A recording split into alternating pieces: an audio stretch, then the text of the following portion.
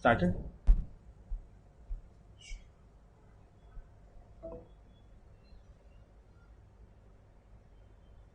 So good evening to all of you.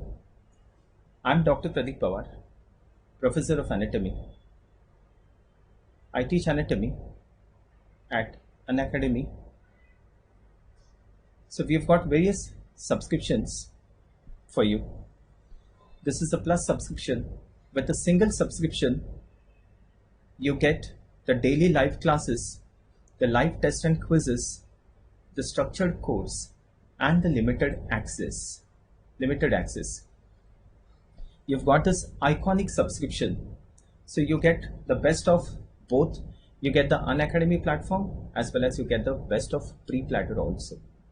Okay, so it's an iconic subscription. This is the limited time offer that we have.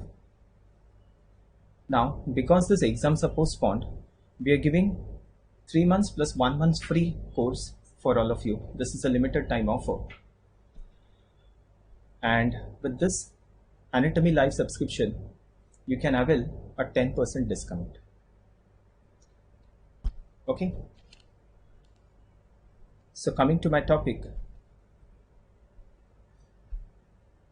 the parasympathetic ganglions in the head and neck.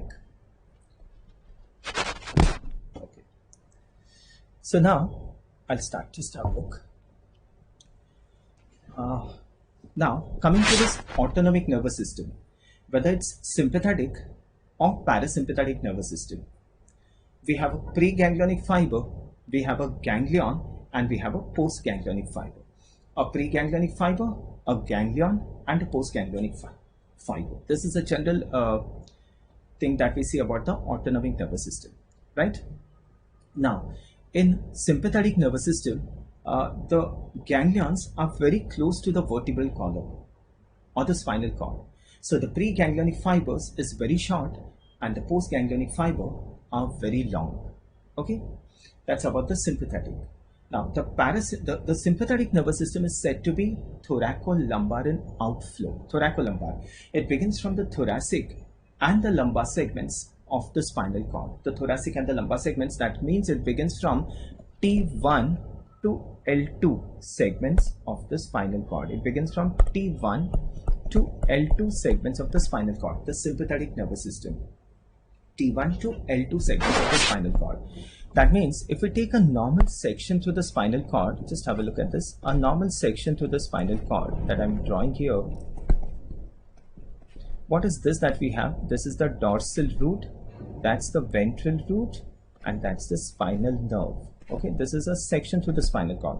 A dorsal root, a ventral root, a spinal nerve. This is the dorsal horn, this is the ventral horn. So when we say sympathetic nervous system is thoracolumbar in outflow, sympathetic nervous system is thoracolumbar in outflow, there must be something extra in this part of the spinal cord. Other than the dorsal and the ventral horn, there's an extra horn here, and this is what we call as the lateral horn cell. And this lateral horn will be giving rise to the preganglionic fibers of the sympathetic nervous system. The preganglionic fibers of the sympathetic nervous system begins in the lateral horn cell of T1 to L2 segments of the spinal cord. Okay, so this is about the sympathetic nervous system. Now we are discussing the parasympathetic nervous system. Understand this. Parasympathetic nervous system, what is the outflow? Where does it begin from? It is said to be craniosacral and outflow. Parasympathetic nervous system, craniosacral and outflow. Where does the sacral part begins? The sacral part begins from S2, S3 and S4 segments of the spinal cord. The cranial part begins in the brainstem. Okay, so cranial part begins in the brainstem. The sacral part arises from S2, 3, 4 segments of the spinal cord. Okay, that means again we take a section from S2, S3, S4, and again we are going to get what?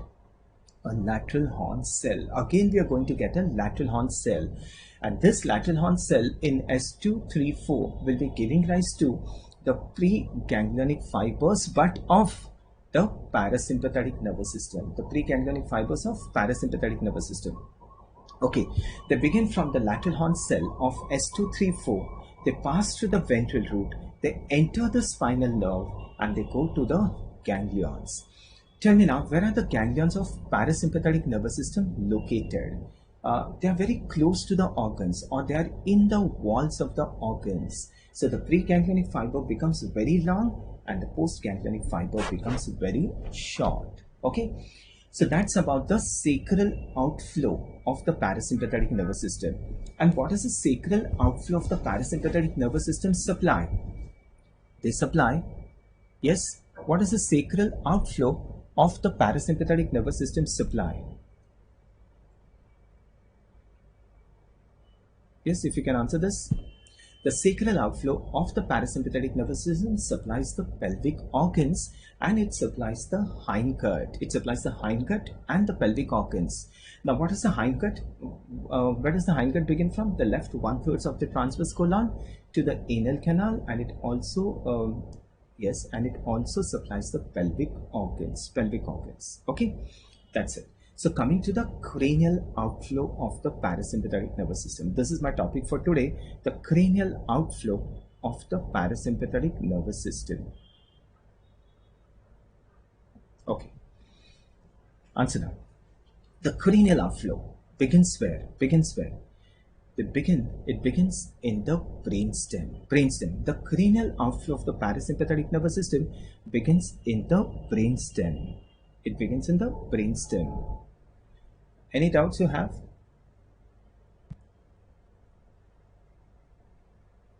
Yes? Okay. The cranial outflow of the parasympathetic nervous system begins in the brainstem. Okay. Now who carries the cranial outflow? The cranial nerves. Now, which cranial nerves are this? 3, 7, 9, and 10 cranial nerves. So the cranial outflow of the parasympathetic nervous system begins in the brainstem. Okay, it begins in the brainstem. These are carried by 3, 7, 9, and 10 cranial nerves. Okay, now this, so what fibers would this be? These are going to be the preganglionic fibers. So the preganglionic fibers of the cranial outflow of the parasympathetic nervous system begins in the brainstem. They are carried by 3, 7, 9, and 10 cranial nerves. Now these cranial nerves will be coming to a ganglion. They will be coming to a ganglion. Okay, and from the ganglions, what will begin from the ganglions? The postganglionic fibers would begin, and the postganglionic fibers would supply the glands. Okay, so the postganglionic fibers would supply the glands. In other words, what is the cranial outflow of the parasympathetic nervous system supply? It supplies the glands. Okay, it supplies the glands. Clear to all of you? So where does the cranial outflow begin from? Brainstem. Who carries this cranial outflow? 3, 7, 9, and 10 cranial nerves. They will be coming to the ganglion. They will relay in this ganglion, and what begins from this ganglions are the postganglionic fibers. And what are they going to supply? The glands. Okay. Now a statement here. All the glands in the head and neck, are supplied by, all the glands in the head and neck are supplied by, answer this, supplied by which cranial nerve? Answer this. All the glands in the head and neck are supplied by which cranial nerve is this? All the glands in the head and neck are supplied by, yes, very good, you're answering, are supplied by facial nerve. Except parotid. And who's going to supply the parotid gland? The parotid is supplied by the glossopharyngeal nerve. Okay, look here. What are we discussing? We are discussing the parasympathetic nervous system. This parasympathetic nervous system begins where? Brainstem. Who carries this? 3, 7, 9, and 10 cranial nerves. And what are they going to supply? The glands. Okay, they supply the glands. So which gland does the glossopharyngeal nerve supply? Parotid gland. Which glands does the facial nerve supply? All the glands in the head and neck except parotid. All the glands in the head and neck, meaning lacrimal, nasal, palatine, pharyngeal, the submandibular, and sublingual, except the parotid gland. Okay. What glands is the vagus supply? Vagus supplies the glands of GIT. Okay, it supplies the glands of GIT. Vagus supplies the glands of GIT. Okay. Now, there's only one exception, the third nerve. The third nerve. The third nerve is an exception. Third nerve does not supply any glands. Yes, that's an exception. Third nerve does not supply any glands, but third nerve supplies two muscles which are parasympathetic in origin. Who's that? The third nerve supplies the sphincter pupillae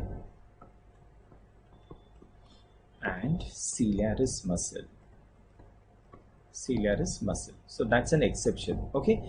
So the only exception is third nerve. Otherwise, all the cranial nerves, all the cranial nerves which carry the cranial outflow of the parasympathetic nervous system, they are going to supply the glands. Exception is third nerve. Third nerve supplies two muscles, that is sphincter pupillae and the ciliaris muscle. Ciliaris muscle. Okay. So understand it like this. I start with the glossopharyngeal nerve. Listen now. Glossopharyngeal nerve begins where? Brainstem. Now, which part of the brainstem, which nucleus of glossopharyngeal nerve? I'll tell this later. So, glossopharyngeal nerve begins where? Brainstem. What are these fibers of glossopharyngeal nerve which begins from the brainstem? The preganglionic fibers.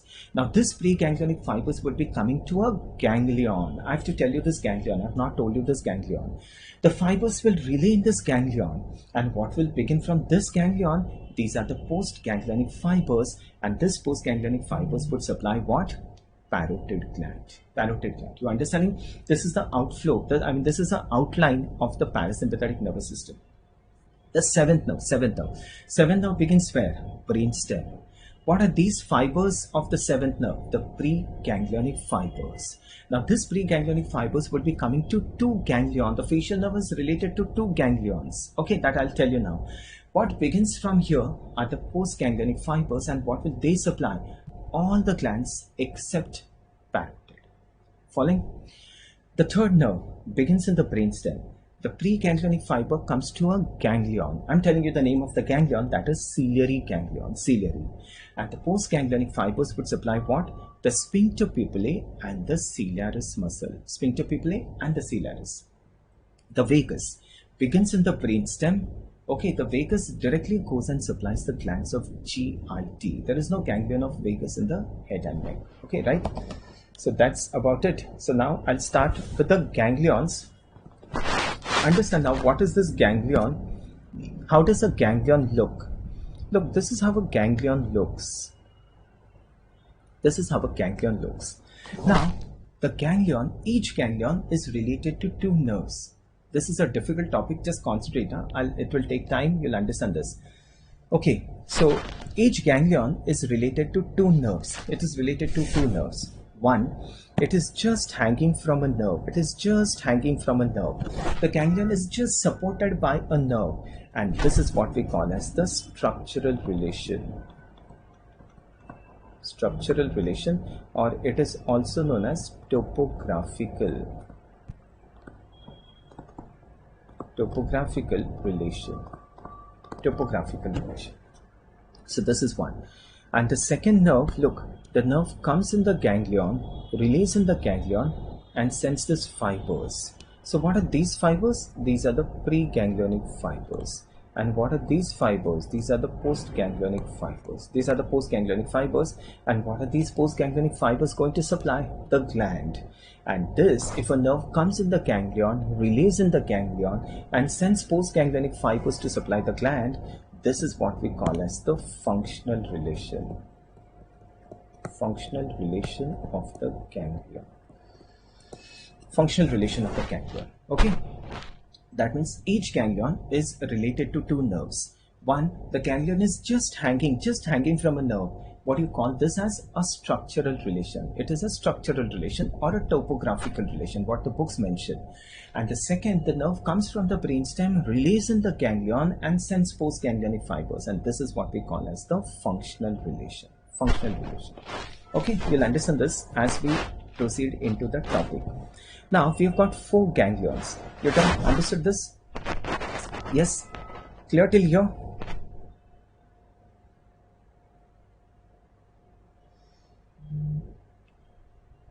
You're following now, all of you?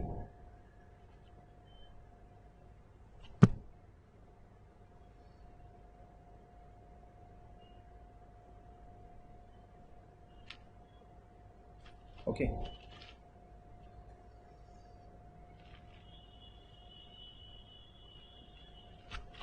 Now, I'll be coming to the ganglions now. Now, we have got 4 ganglions. Have a look. One is the pterygopalatine. Pterygopalatine ganglion. Second, ciliary ganglion.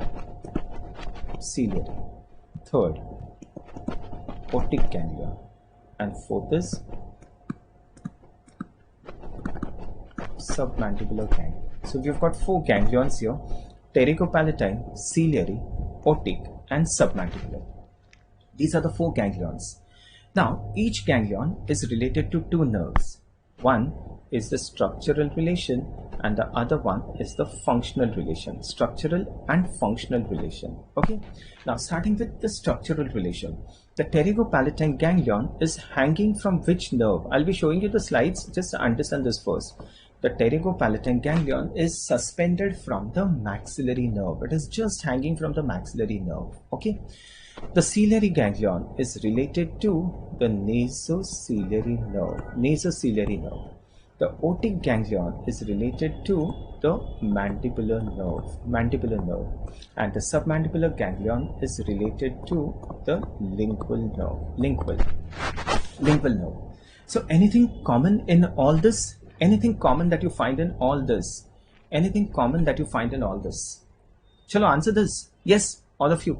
Anything common that you find in this maxillary, nasociliary, mandibular and lingual nerve?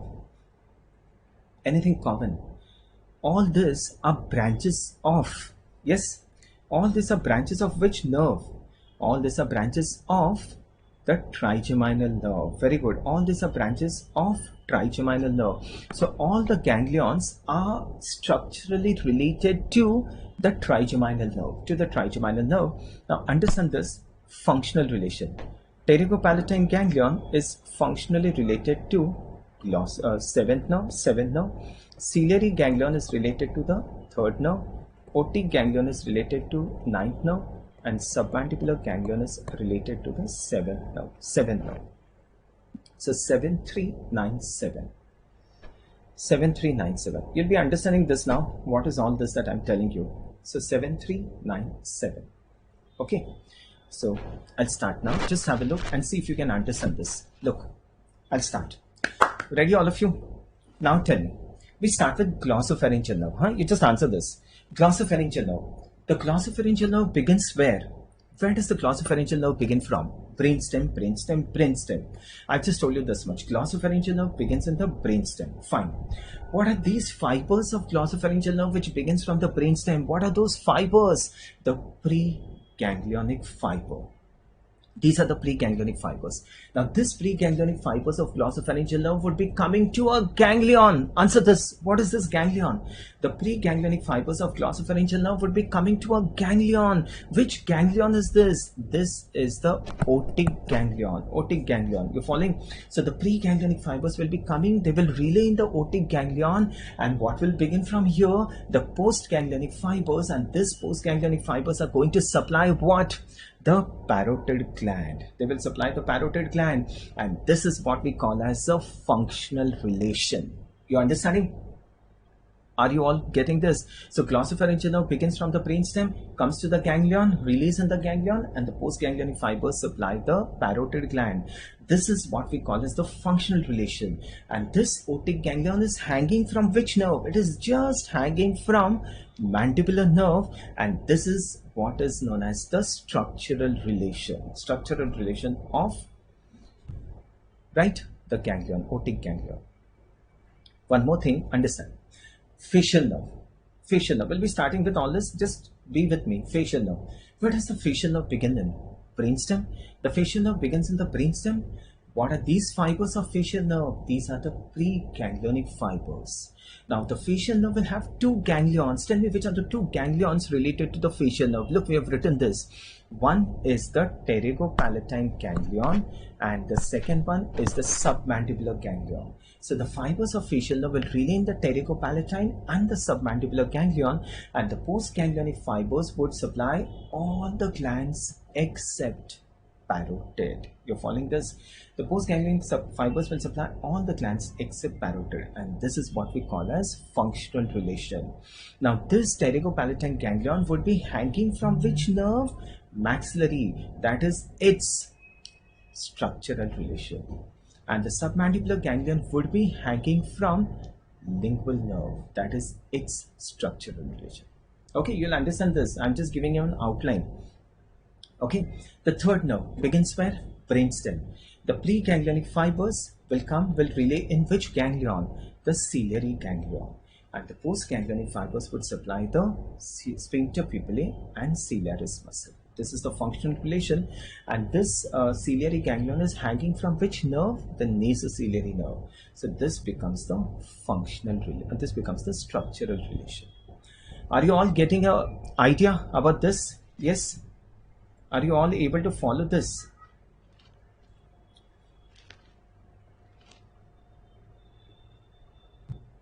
Till here.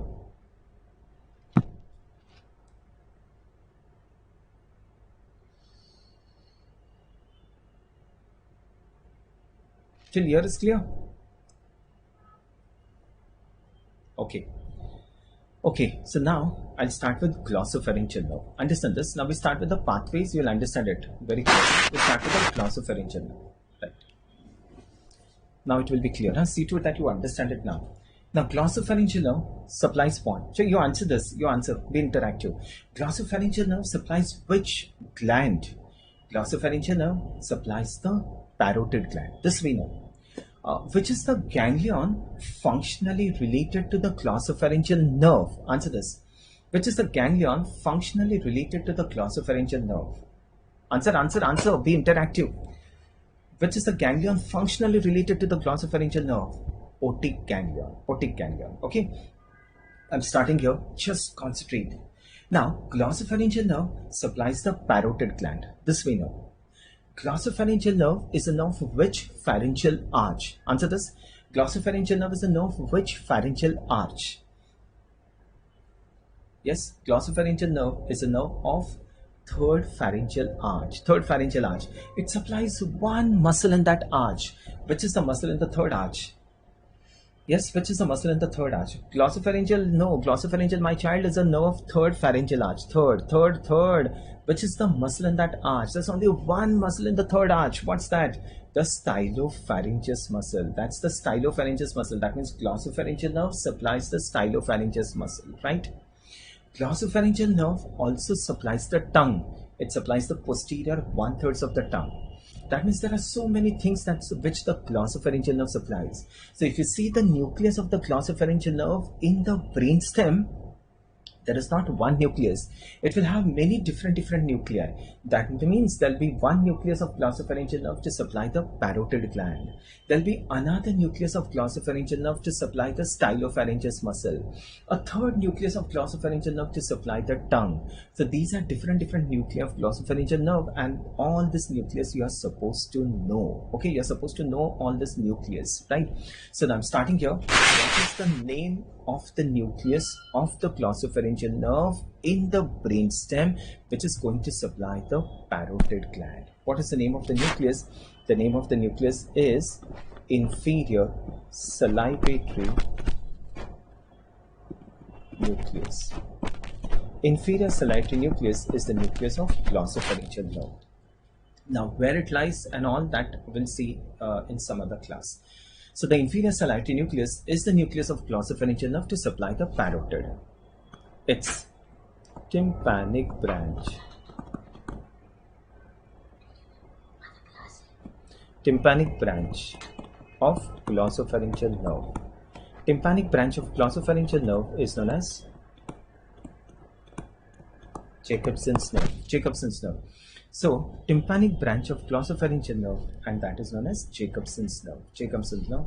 Now, this tympanic branch will join with the sympathetic plexus. Remember, the sympathetic plexus is going to supply the blood vessels.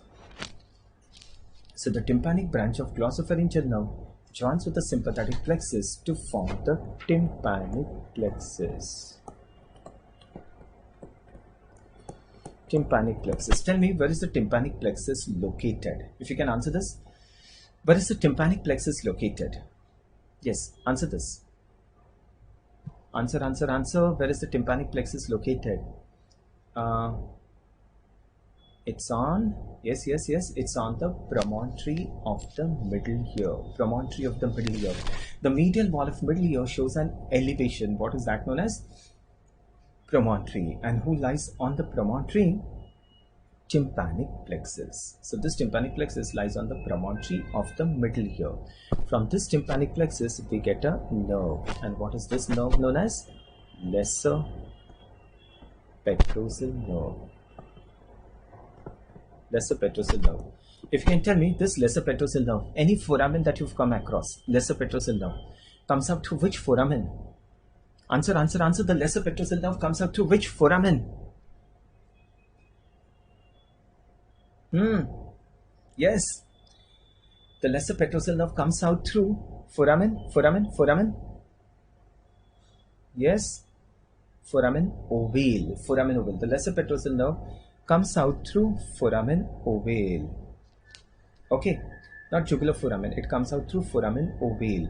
Now goes to the otic ganglion. Foramen ovale, lesser petrosal nerve, M-A-L-E, M-A-L-E. So so that's foramen ovale. It gets out, it releases in the otic ganglion, and the postganglionic fibers would now supply the parotid gland. Okay, so the postganglionic fibers would now supply the parotid gland. Okay, clear to all of you? Yes. And now you tell me, what are these fibers? These are the postganglionic parasympathetic fibers from the otic ganglion to the parotid gland. These are carried by whom? These are carried by the auriculotemporal nerve.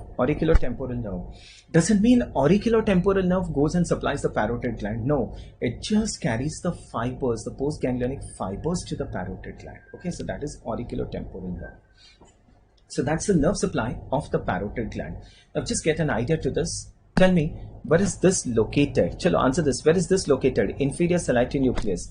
This is located in the brainstem. It is located in the brainstem. So from the brainstem to this ganglion, what are these fibers?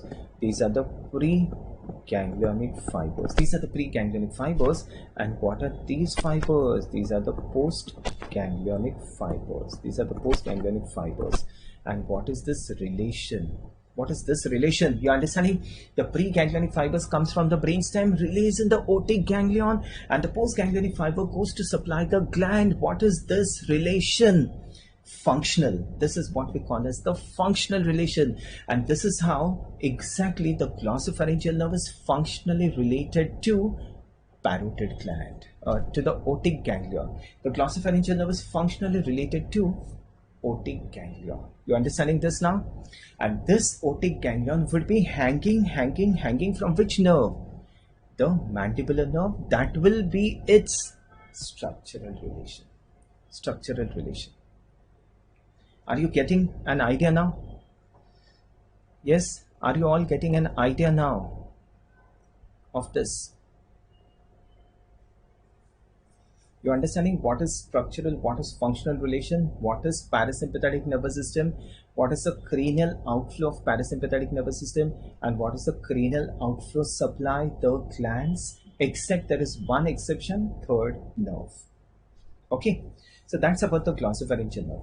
I'll tell you one more nerve, so this will be clear to you. Okay, so we'll discuss one more nerve, starting with the facial nerve. Okay, tell me now, what glands does the facial nerve supply?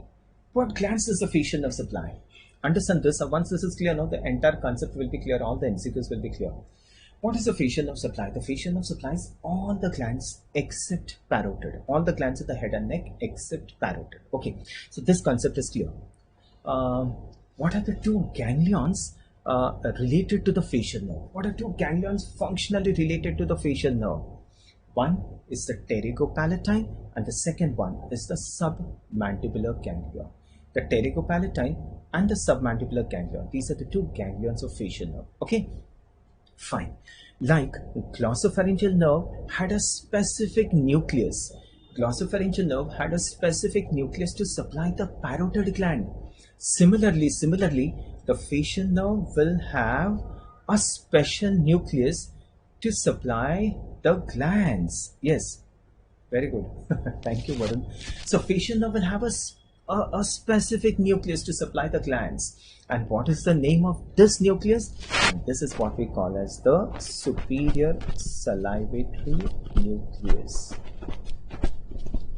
Superior salivatory nucleus. Okay, and where is this located? In the pons. All this nucleus you're supposed to know. These are very important.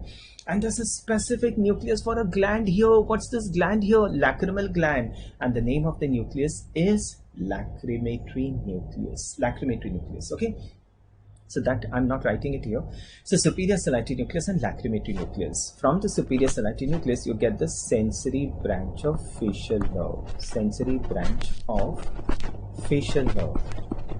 And what is the sensory branch of facial nerve known as? This is what we call as the nervus intermedius.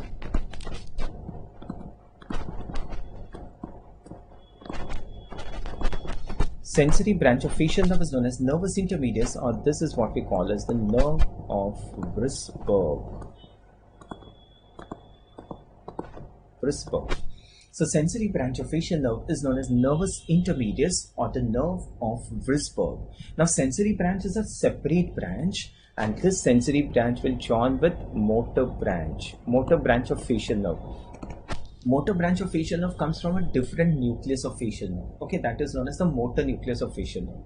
The sensory branch comes from the superior salivatory and the lacrimatory nucleus. So sensory and the motor branch will now join to form the trunk of facial nerve. Trunk of facial nerve. Okay.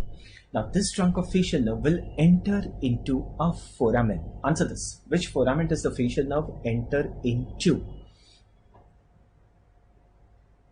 Which foramen does the facial nerve enter into? If you can answer this.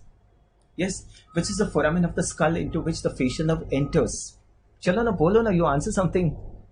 Be interactive. It is nice. So you'll enjoy, I will enjoy. So which foramen of the skull? Yes, very good, Rahul. It is the internal acoustic meatus. Very good, very good. It is the internal acoustic meatus. So in the internal acoustic meatus, there are three structures which go: the seventh nerve, the eighth nerve, and the labyrinthine artery. Labyrinthine artery. Okay. So the facial nerve enters into the internal acoustic meatus, and the moment it enters the internal acoustic meatus, it's right inside the middle ear. It's right inside the middle ear. Okay, so suppose if this is the middle ear cavity, I'm just showing you this as the middle ear cavity. This is the external ear on this side, this is the internal ear on this side. So that's the middle ear. So what is this wall of the middle ear? The lateral wall of middle ear, and this is known as the tympanic membrane. What is this wall of the middle ear? This is the medial wall of middle ear, and this is elevated here, and this elevation is known as what? Promontory. Promontory. Okay, so this is the medial ear, middle ear. This is the medial wall. That's the promontory. On the promontory, what you have? You have the plexus. What is that? The tympanic plexus. Tympanic plexus. Okay. So middle ear cavity. This is the medial wall. Here is the internal ear. There's the tympanic plexus. Now the facial nerve enters the internal acoustic meatus. Now it has come in which ear? Middle ear. It undergoes a bend. And what is this bend known as? Genu. And now the facial nerve goes above the promontory, undergoes a second bend. What's this? Second genu. And now goes behind the promontory and now finds a foramen here. What is this foramen here? The stylomastoid foramen, and now gets outside the skull through the stylomastoid foramen. Understand the course of facial nerve, the branches of facial nerve. You'll be able to answer all the clinical MCQs with respect to facial nerve. You understanding? Look here once again. This is the middle ear cavity. That's the medial wall of middle ear. This elevation is known as promontory. On the promontory, we have the tympanic plexus. The facial nerve enters the internal acoustic meatus. It comes in the middle ear. It undergoes a bend. What's this? Genu. It goes above the promontory, undergoes a second bend. The second genu now goes behind the promontory and now gets out through the stylomastoid foramen. Where is it now? Where is it now? Tell me. The moment the facial nerve gets out of the stylomastoid foramen, where does it lie? If you can answer this. Where is it now? Answer. So the moment the facial nerve gets outside the stylomastoid foramen, where is it now? It's right inside the parotid gland. It's right inside the parotid gland. The parotid gland is placed in such a way here that the moment facial nerve gets out of the stylomastoid foramen, it's right inside the parotid gland. Okay. And suppose if I'm the facial nerve, and that's the parotid gland around me, I'm the facial nerve. Who's next to me here? That means in the parotid gland, if I'm the facial nerve, who's next to me? Answer this. Answer. So indirectly, I'm asking you the contents of parotid gland. You understanding? So the most superficial is the facial nerve. Who's next to the facial nerve? Answer. Polo something. Next to the facial nerve is the retromandibular vein, and further next to the retromandibular vein is the external carotid artery. So indirectly, I've also told you the contents of parotid gland. The superficial is facial nerve, then is the retromandibular vein, and the deepest is the external carotid artery. Okay, and now the facial nerve from the parotid gland, this it gives 5 branches, and this 5 branches supplies the muscles of facial expression. This will supply the muscles of facial expression. You got an idea about the facial nerve? Look here one last time. Enters the internal acoustic meatus, enters the middle ear, undergoes a bend, genu, goes above the promontory, undergoes a second bend, genu, goes behind the promontory, gets out through the stylomastoid foramen, enters the parotid gland, gives 5 branches to supply the muscles of facial expressions. In the ear, the facial nerve gives 3 branches. 1, the greater petrosal. 2nd, the nerve to stapedius, and the 3rd is chorda tympani. These are the branches of facial nerve in the ear. 1 is the greater petrosal, 2nd is the nerve to stapedius, and the 3rd is chorda tympani. Okay, we'll just trace this from the trunk. The trunk will now enter into what? The internal acoustic meatus. It's in the middle ear. Trunk of facial nerve. It's in the internal acoustic meatus. It undergoes a bend now, and this bend is known as genu, but it is written as the geniculate ganglion.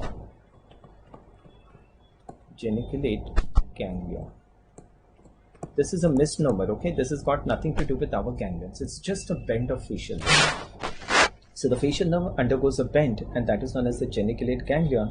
From the geniculate ganglion, we get 3 nerves. 1 is the greater petrosal. 2nd is the nerve to stapedius. And the 3rd is chorda tympani.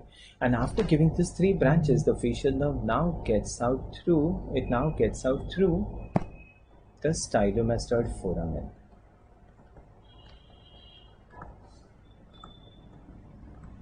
It gets out through the stylomastoid foramen, enters the parotid gland, and gives us 5 branches.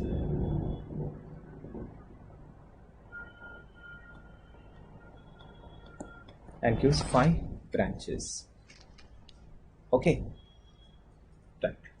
So now we trace the chorda tympani. The chorda tympani joins with yes, Ajay, you have to refer. Notes are just for revision, Ajay. Notes are just for revision, okay? So chorda tympani joins with lingual. Notes are just to make the subject easy, my child. You have to read the book also. Okay. So chorda tympani joins with the lingual, goes to the submandibular ganglion. Notes are just to make the subject easy. Submandibular ganglion So once you understand the subject, you have to put into submandibular ganglion, and from this submandibular ganglion will supply the submandibular and the sublingual glands. Sublingual glands. I hope you have seen my notes only. Okay.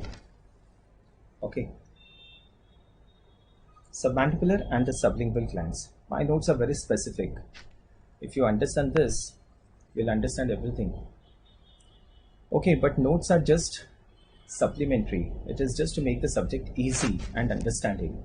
Okay, I can't give everything in writing as the notes. That's okay. So the chordate tympani joins with the lingual, goes to the submandibular ganglion, and now supplies the submandibular and the sublingual glands. The greater petrosal nerve joins with deep petrosal nerve. The greater petrosal joins with the deep petrosal nerve. And this deep petrosal nerve comes from the sympathetics around the internal carotid artery. So the deep petrosal nerve comes from the sympathetics around the internal carotid artery. It forms the nerve of pterygoid canal. Pterygoid canal. So the greater petrosal joins with the deep petrosal nerve, forms the nerve pterygoid canal, relays in a ganglion. This is the pterygopalatine ganglion. Pterygopalatine ganglion. And the postganglionic fibers will now supply the nasal, the palatine, lacrimal, and the pharyngeal glands. Pharyngeal glands, lacrimal, nasal, palatine, and pharyngeal glands. Okay, so these are the notes which are very simplified. You should be able to follow this. Right, Ajay? So greater petrosal joins with the deep petrosal, forms the nerve pterygoid canal, relays in the pterygopalatine ganglion, and the postganglionic fibers would now supply the lacrimal, the nasal, the palatine, and the pharyngeal glands. Okay, clear to all of you? So now understand this pathway, and this is the complete pathway of facial nerve. Right? I'll start here. Have a look. Tell me, where is this located? Have a look. Where is this located? Where is this located? The superior salivary nucleus. This is located in the brainstem. And from the brainstem to this ganglion. What is this ganglion? Submandibular ganglion. What are these fibers? These are the preganglionic fibers. And what are these fibers? These are the postganglionic fibers. And this is what we call as the functional relation. So from the brainstem to the submandibular ganglion, these are the preganglionic fibers, and from the ganglion to the gland, these are the postganglionic fibers. And what is this relation? This is what we call as the functional relation. Okay. One more thing. Look at this. One more thing. From the brainstem to this ganglion, what are these fibers? These are the preganglionic fibers. And what are these fibers? These are the postganglionic fibers. And what is this relation? This is what we call as the functional relation. This is clear now? So this is what I was telling you. The facial nerve is functionally related to two ganglions. One is the pterygopalatine and the other one is the submandibular ganglion. The pterygopalatine and the submandibular ganglion. Okay. So this is what is about the facial nerve. Okay, what is the meaning of this? Look at this. This is the easiest way to understand the parasympathetic nervous system, I'm telling you. Okay, what is the meaning of all this? All the glands, look, this was the statement that we have written. All the glands in the head and neck are supplied by whom? Facial nerve. You understanding this? All the glands in the head and neck are supplied by facial nerve except the parotid gland. The parotid gland is supplied by glossopharyngeal nerve. Now why it is supplied by the glossopharyngeal nerve? There's a reason for that. Okay, that we'll see somewhere else. We'll see somewhere else. Okay, so that's it. See, anatomy is a very vast subject. The important topics I can make it interesting and teach. Notes are given for your understanding and for your revision. You have to put in topics from the books also, which we normally teach, and normally the notes which are given to you. Okay, the books which are given to you, you have to go through it also. Right, I'm trying my level best to explain. Fine. uh, and my notes are really good. Now see, understand this now. Understand this slide. And so this is about the parasympathetic nervous system, right? Have a look at this. Chalo, we'll start with this. Tell me now, yes. Tell me now, what is this ganglion? What is this ganglion? Chalo, answer this. What is this fossa here? What is this fossa here? This is the pterygopalatine fossa. Pterygopalatine fossa. And what is this ganglion here? What is this ganglion? This is the pterygopalatine ganglion. Pterygopalatine ganglion. And what is this nerve? What is this nerve? Look at this. This is the trigeminal nerve. This is the trigeminal ganglion. What is this? Ophthalmic. This is maxillary and this is mandibular. So what is this nerve? Maxillary nerve. So the pterygopalatine ganglion is hanging from which nerve? Maxillary nerve. What is this relation? You understanding? The pterygopalatine ganglion is hanging from the maxillary nerve. This is structural relation. Structural relation of the ganglion. What is this ganglion? This is the ciliary ganglion. And what is this nerve here? That's the nasociliary nerve. So that is another structural relation. Okay. What is this ganglion? Look at this. This is the submandibular ganglion. Submandibular ganglion. And what is this nerve which it is hanging from? This is the lingual nerve. Lingual nerve. So this is a structural relation. Okay, so you're clear now what is structural relation? And this is the otic ganglion. And what is the nerve behind it? This is the mandibular nerve. So now clear what is the structural relation? The ganglions are just hanging from the nerve. That is what we call as the structural relation. Structural relation. Okay. Have a look at this slide now. Have a look at this slide. This is a very good slide. This will, in a concise way, tell you everything that I wanted to explain in this lecture. Okay, I'll start. You answer that. What is this ganglion? Chalo, start. What is this ganglion? This is the pterygopalatine ganglion. Pterygopalatine ganglion. And what is this nerve here? This is the maxillary nerve. What is this relation? Look at this relation. And this is the structural relation. Okay, so that's the pterygopalatine ganglion. That's the maxillary nerve. And this is what we call as the structural relation. What is this ganglion? Submandibular. And what is this nerve? Lingual. So this is another structural. I've just shown you. I'm just repeating this. So this is how the submandibular ganglion is hanging from lingual nerve. Okay. One more thing. What is this ganglion? What is this? This is the ciliary ganglion. And what is the nerve here? That's the nasociliary nerve. And this is the otic ganglion. And the nerve here is the mandibular nerve. So clear now? This is the structural relation. Understand the functional relation now. Huh? Look. Tell me now. What is this foramen here? What is this foramen? This is the internal acoustic meatus. Internal acoustic meatus. And what is this nerve here? That's the facial nerve. That's the facial nerve. That's the first bend of the facial nerve. What's that? Genu. Genu. And that's the facial nerve. That's the second bend of the facial nerve. That's the second genu. And the facial nerve now gets out through. What is this foramen? Stylomastoid foramen. And it would now enter the parotid gland. It would enter the parotid gland. In the ear, the facial nerve gives this. Look at this branch. What is this? This is the chorda tympani. And this chorda tympani gets outside the skull. It gets outside the skull. It joins with, what is this? Lingual nerve. And now it will now go to the pterygopalatine ganglion. And now it will supply two glands. One is the submandibular and the sublingual glands. You understanding? And this is what we call as the functional relation. Functional. Now, what is this nerve? This is the greater petrosal nerve. Greater petrosal nerve. And this greater petrosal nerve is coming from behind the artery here. Look at this. What is this artery here? That's the internal carotid artery. And what is this white plexus? This is the sympathetic plexus over the internal carotid artery. And from this sympathetic plexus, you get a nerve here. Look at this nerve. What is this nerve? This is the deep petrosal nerve. So the deep petrosal nerve joins with the greater petrosal nerve, forms, what is this? This is the nerve of pterygoid canal, also known as the Vidian's nerve. Vidian's nerve, it will come to this ganglion. What is this ganglion? The pterygopalatine ganglion. And the postganglionic fibers will now supply the nasal glands, the palatine glands, the pharyngeal glands, and the lacrimal gland. Is this understood?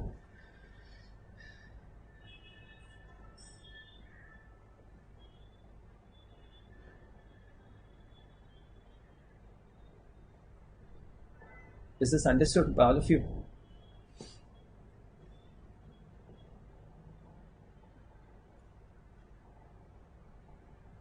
Yes? Following? No? All of you? Okay, so this is the structural and this is the functional relation of the ganglion. Okay, so now what I'm asking you is, look,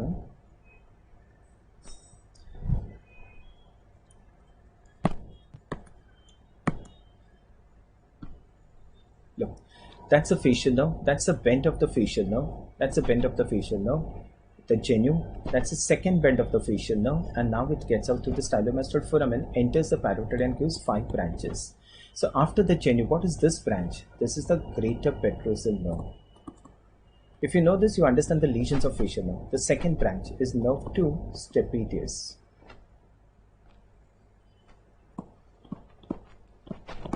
And the third one is chorda tympani.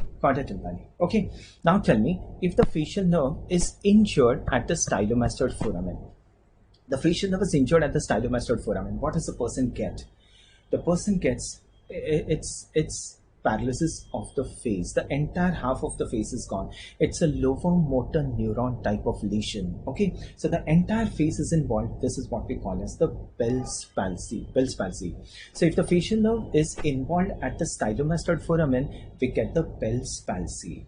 Slightly about this, if the facial nerve is injured here, just before it gives the chorda tympani. Okay, if the facial nerve is injured just before it gives the chorda tympani, the person will have one Bell's palsy, it will have, and because of chorda tympani involvement, there'll be a loss of secretions of the submandibular and the sublingual glands. Okay, loss of secretions from the submandibular and the sublingual glands, plus you know what does the chorda tympani also carry? The chorda tympani also carries taste sensations from the anterior 2/3 of the tongue. So if there's a lesion of facial nerve just before the chorda tympani, the person will have a Bell's palsy, the person will have loss of secretions from the submandibular and the sublingual glands, along with loss of taste sensations from the anterior 2/3 of the tongue, right?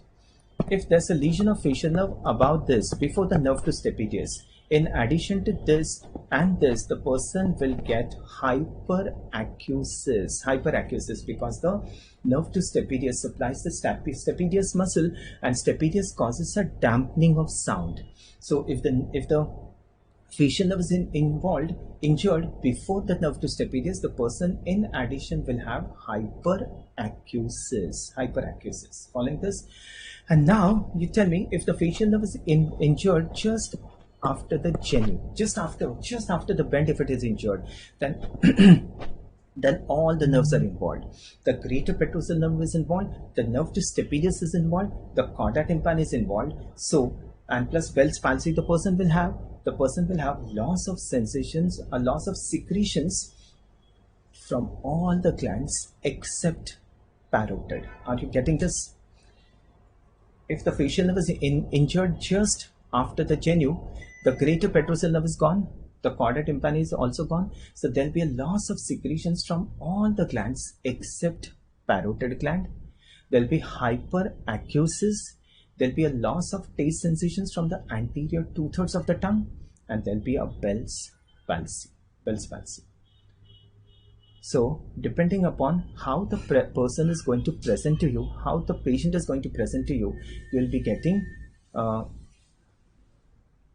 okay, so you will be able to understand where is the involvement of the facial nerve, at which level is the facial nerve injured.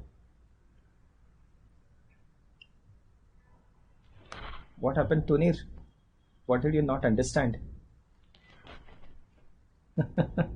What did you not understand? Yes, Tunir, what did you not understand?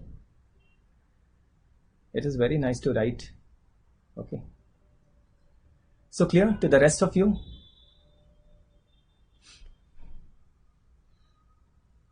If this explanation you're not understanding, you'll not understand.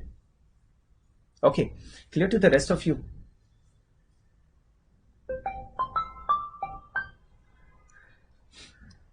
This is nice, and you will understand the facial nerve. Yes. So all the branches I've told you what is parasympathetic outflow. I've told you what is the parasympathetic outflow of the facial nerve of the what is the parasympathetic outflow cranial part supply the glands. What is the structural relation? What is the functional relation? What is a ganglion? What is a ganglion? Okay, clear? How the glossopharyngeal nerve is related to the otic ganglion, how the facial nerve is related to the submandibular and the sublingual ganglions. So I hope everything is clear to you. For the ones who have not understood, or for the ones who have not understood this, just go through this session once again. I hope you should be able to understand this.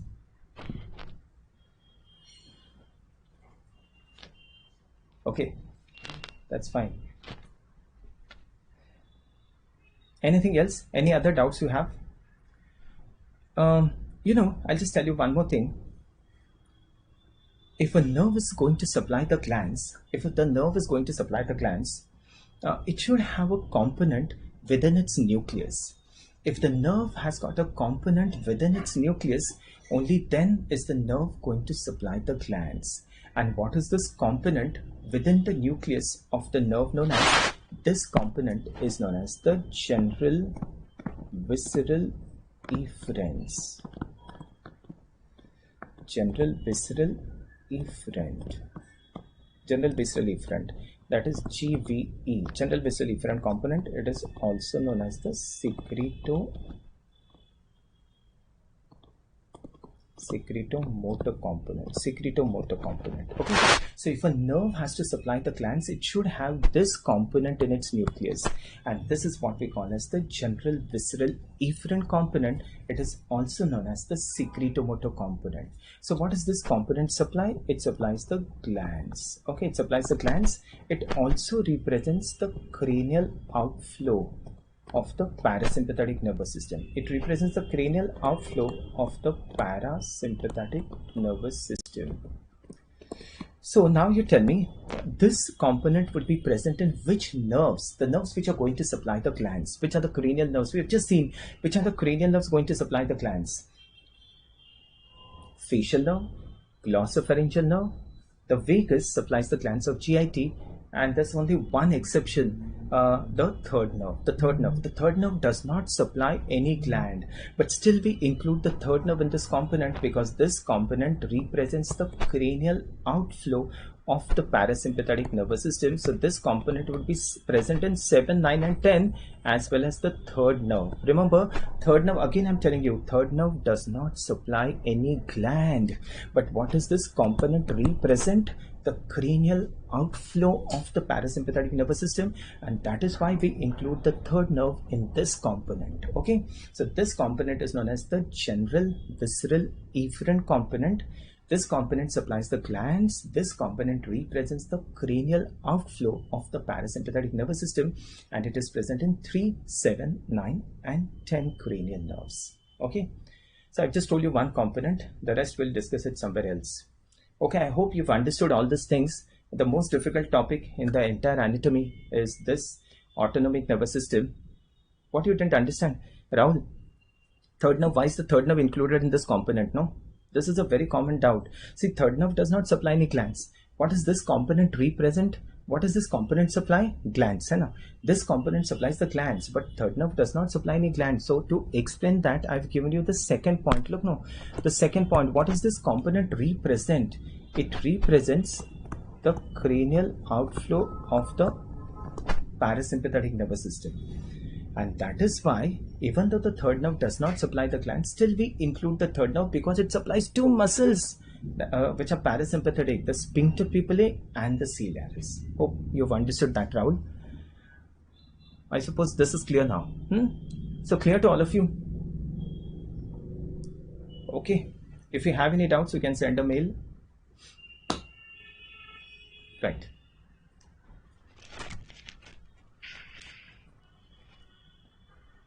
Thank you. Thank you to all of you. Okay. Thank you.